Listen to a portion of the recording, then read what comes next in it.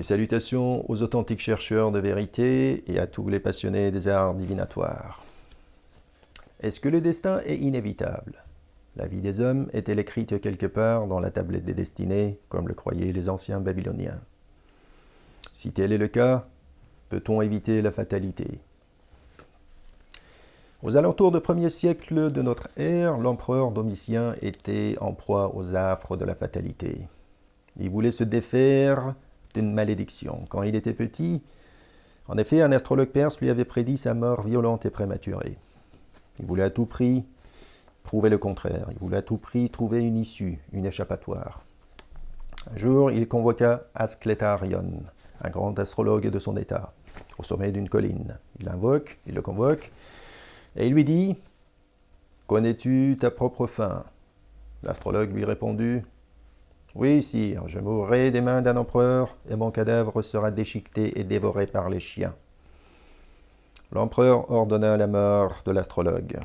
Les soldats le mirent à mort. Il ordonna également à ce qu'on dressât un bûcher, afin qu'on brûlât son cadavre et qu'on dispersât ses cendres aux 4 points cardinaux. Comme ça, il pourrait annuler la fatalité et la sentence que l'astrologue avait prédit. Sauf qu'un grand tempête s'éleva. Aussitôt après, éteignant le feu, les soldats se mirent à l'abri. Peu de temps après, un groupe de chiens errants qui passait par là dévora le cadavre de l'infortuné pauvre astrologue à demi calciné. Domitien, en voyant cela, comprit que son destin était réellement scellé. La veille de sa mort, il convoqua son entourage et dit ceci. « Demain, la lune se couvrira de sang, et il se produira un événement dont les hommes se souviendront dans les siècles et les siècles à venir. » Effectivement, le lendemain, il fut assassiné par ses propres gardes prétoriennes, engagées par son épouse pour le mettre à mort. Nous avons étudié dans les vidéos précédentes l'horoscope du fameux Claude François, le vedette français, et nous avons vu que Claude avait rendez-vous avec le destin. Lui aussi, il avait rendez-vous avec la fatalité. De quelle manière on a vu cela? On a vu cela en ayant extrait ses parts et en constatant que sa part de mort son Saturne natal faisait conjonction avec sa part de mort. Donc en quelque sorte, il avait déjà rendez-vous avec la mort et la fatalité. Mais comment les parts s'activent? De quelle manière on peut prévoir l'activation des parts? C'est ce que nous allons voir tout à l'heure. Juste un petit détail, si vous effectuez effectivement les transits de Claude François, comme le feraient les astrologues contemporains de nos jours, qu'est-ce qu'on constaterait? En tout cas, rien qui pourrait prévoir un événement pareil, absolument rien. Si vous dressez les transits de Claude François, pour sa mort, pour le moment de sa mort qui a eu lieu le 11 mars 1978, vous constaterez que ni Saturne aspecte son ascendant, ni ses luminaires, ni Pluton joue un rôle quelconque, qui se trouve en balance, en quelque part en 9e maison. Saturne, il est en 7. Uranus se retrouve sur MC, c'est ce qui a fait dire à quelques astrologues qu'il a causé son électrocution, ce qui me paraît absolument absurde. Donc, en gros, vous ne trouverez aucun indice, pas la moindre, qui pourrait prévoir ou qui pourrait mettre la puce à l'oreille de n'importe quel astrologue qui aurait étudié son horoscope, ne serait-ce que la veille. Mais en utilisant les techniques de l'astrologie traditionnelle, et en suivant étape par étape ce que j'ai dit dans les 2 vidéos précédentes, vous allez là pouvoir faire des pronostics et des prévisions absolument extraordinaires, et avec une facilité déconcertante qui plus est. Nous allons voir comment cela fonctionne. Avant de passer à ce tableau des profections, je vais vous montrer juste comment les profections fonctionnent.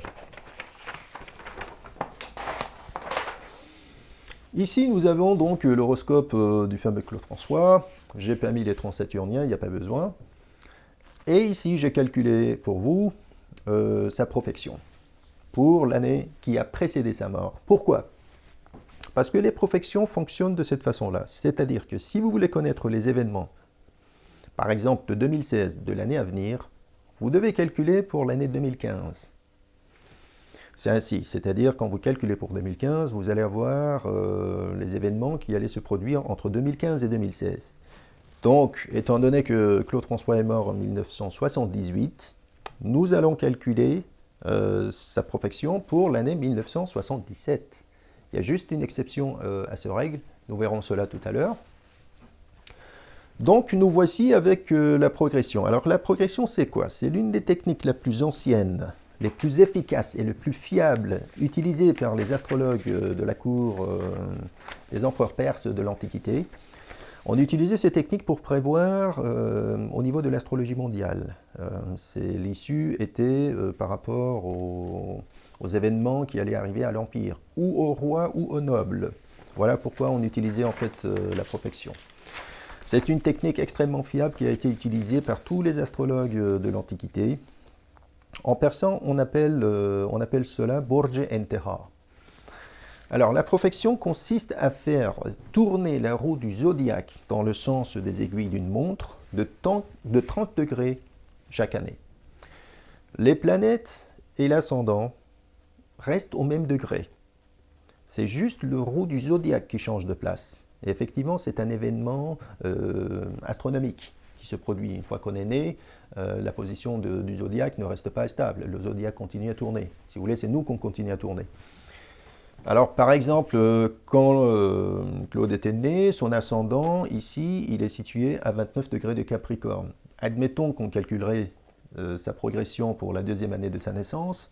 Cet ascendant se retrouvera, étant donné que la roue du zodiaque va tourner de 30 degrés, à 29 degrés de Verseau, et ainsi de suite. Alors, effectivement, tous les 12 ans, 24 ans, 36 ans, 48 ans,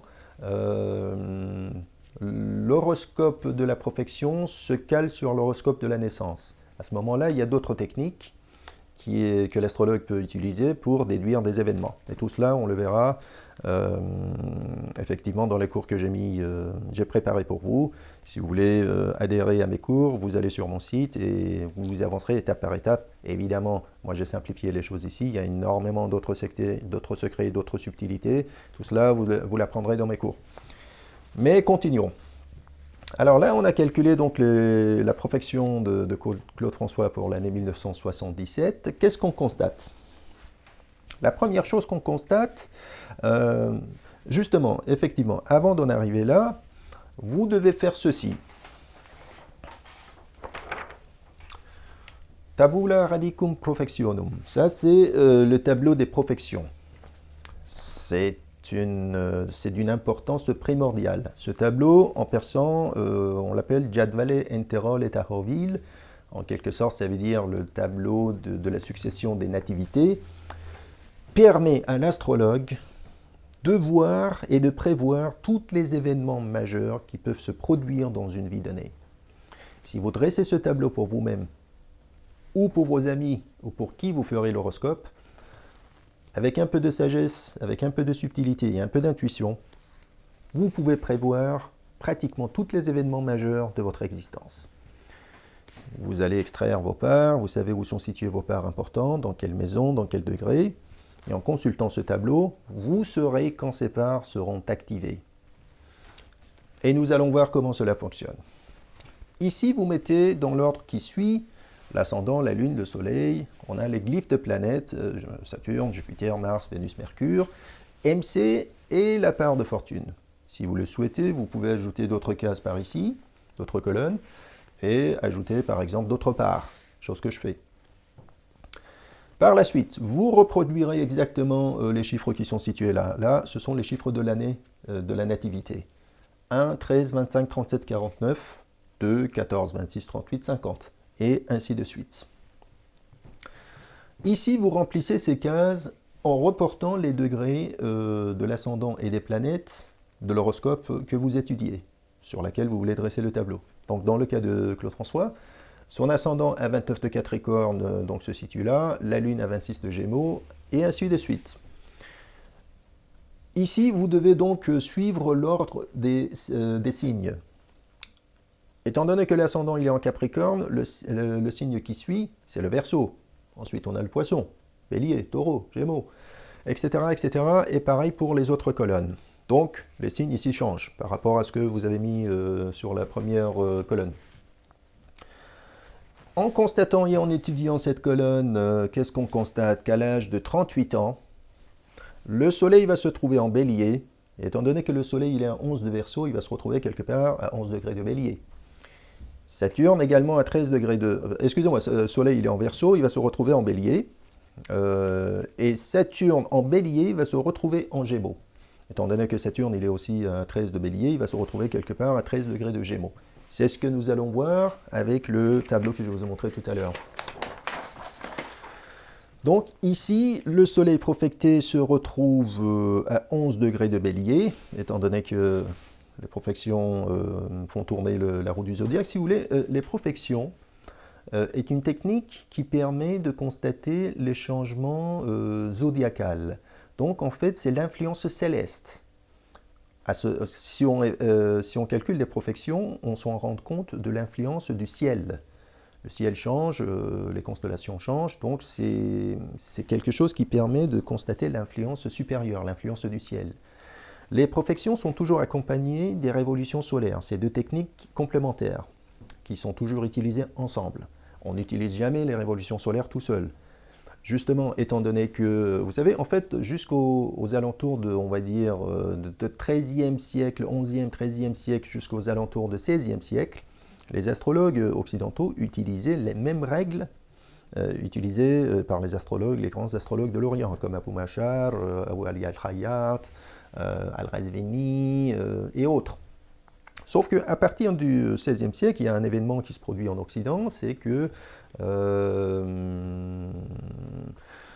déjà on élimine l'enseignement de l'astrologie dans les universités, il y a une espèce de vent de rationalité qui balaie tout et que en fait à un moment donné les astrologues et l'astrologie se retrouvent mis à l'écart.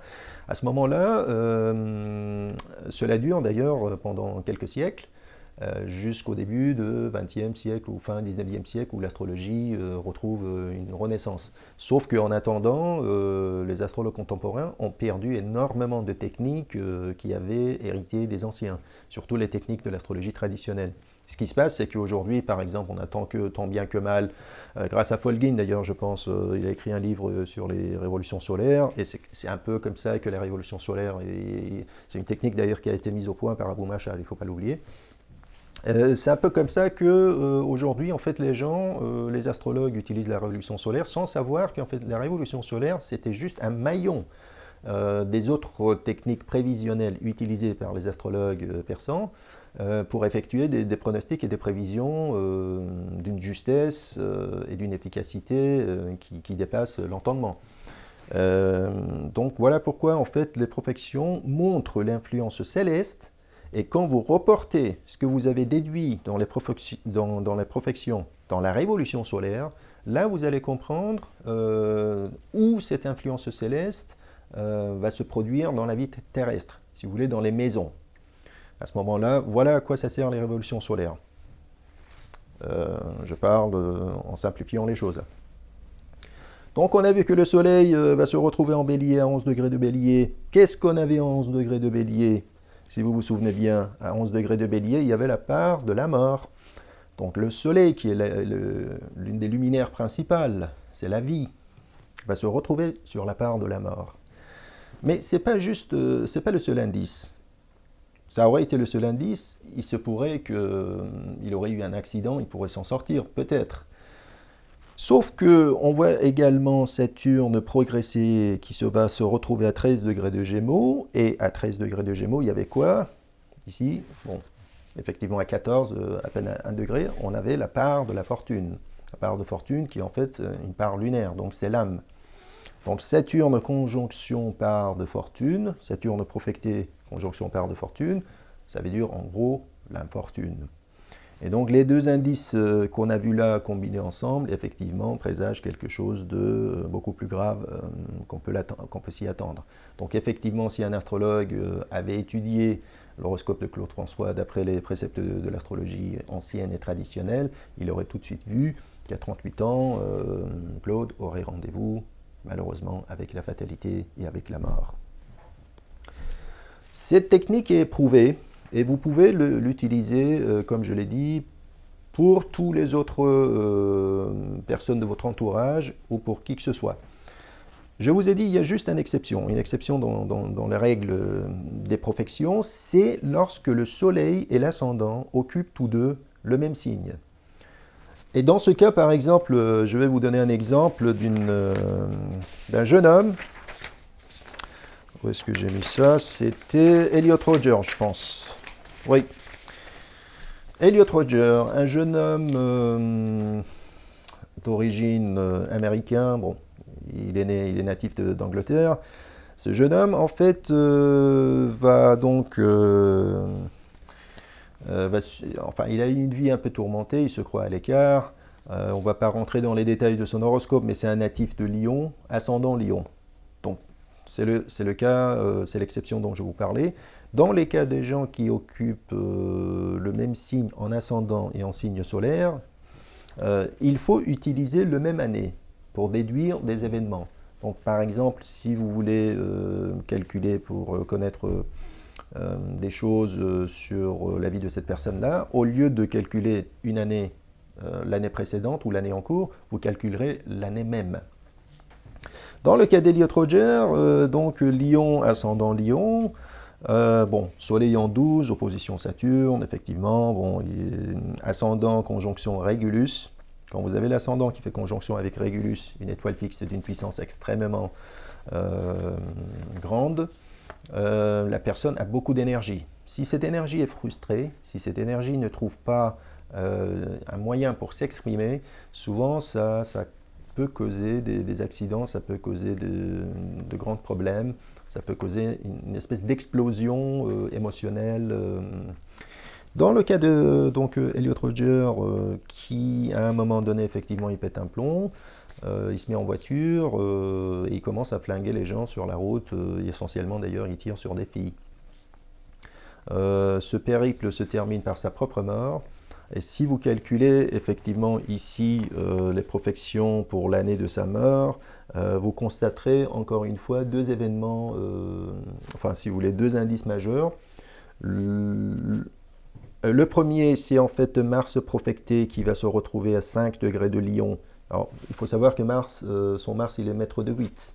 Donc Mars, maître de 8, se trouvant en 1, est sur le soleil natal, parce que Mars profecté à 5 degrés de Lion va se retrouver sur le soleil natal, qui est à 0 degré de Lion. Donc ça présage pas quelque chose de très joli. D'ailleurs, dans les profections, traditionnellement, lorsque Mars profecté fait conjonction avec le soleil, souvent on présage des blessures à l'arme blanche, des accidents, de la violence, et parfois même la mort. Mais c'est pas juste, il y a un deuxième indice. Le deuxième, c'est effectivement Saturne profecté, qui va se retrouver à 3 degrés de Capricorne, et qui va donc faire conjonction avec la Lune natale, qui est située ici à 3 degrés de Capricorne. Donc là, encore une fois, lorsque Saturne profecté se trouve sur la Lune natale, c'est une situation extrêmement désagréable. Si la personne est mariée, il y a souvent un divorce qui est annoncé, il y a des conflits qui s'annoncent, il y a des problèmes financiers, il y a des problèmes de tout genre. La personne est démoralisée, il y a une dépression qui s'annonce, etc. C'est une situation très difficile, surtout si Saturne est faible dans l'horoscope, où il occupe une maison problématique ou une situation de faiblesse, ça fait encore plus mal. Donc ces deux effectivement indices combinés ensemble, ça aboutit effectivement à cette tuerie qui s'est passée en 2014, qui a abouti à la mort de 6 personnes, je pense. Voilà, pour finir, pour ceux qui souhaitent effectivement approfondir ce qu'on a vu dans les 2 vidéos précédentes et ce qu'on a conclu tout à l'heure, vous allez sur mon site et vous vous inscrivez. Vous pouvez suivre des cours qui ne coûtent pas cher du tout. Vous allez approfondir tout ce qu'on a vu ici avec énormément d'autres secrets, énormément d'autres subtilités, des techniques qui permettent d'aller très très vite, de cerner l'horoscope, de faire des pronostics et des prévisions absolument incroyables. Et d'ailleurs, j'ajouterai à tout cela que justement moi-même personnellement, là ça fait plus de 20 ans que je pratique l'astrologie, Et j'ai toujours cherché l'efficacité. Et l'astrologie persane, en fait, c'est très très pragmatique. Il est essentiellement d'ordre événementiel. Il ne s'occupe pas vraiment de l'aspect psychologique, de l'horoscope, de l'aspect, si vous voulez, mental, de l'aspect émotionnel. Non, c'est vraiment des techniques sérieuses, utilisées par des astrologues royaux la plupart du temps, et qui permettent de faire des pronostics concrets, réels, datés. C'est pas des simples transits, ah, vous allez vous sentir comme si vous allez avoir envie de cela. Non, non, non. On cherche les événements, on cherche l'événementiel et on trouve les réponses.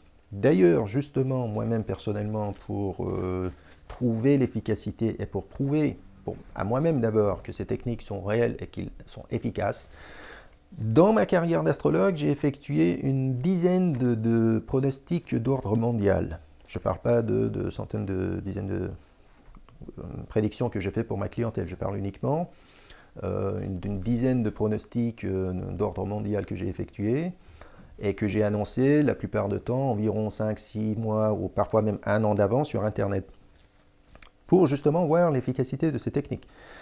Sur cette dizaine de pronostics que j'ai fait, je peux vous en citer quelques-uns. Par exemple, la destruction des Bouddhas des Bamyan en Afghanistan. Je l'ai prédit environ quelques mois avant que cela arrive. Ça s'est passé en mars 2001.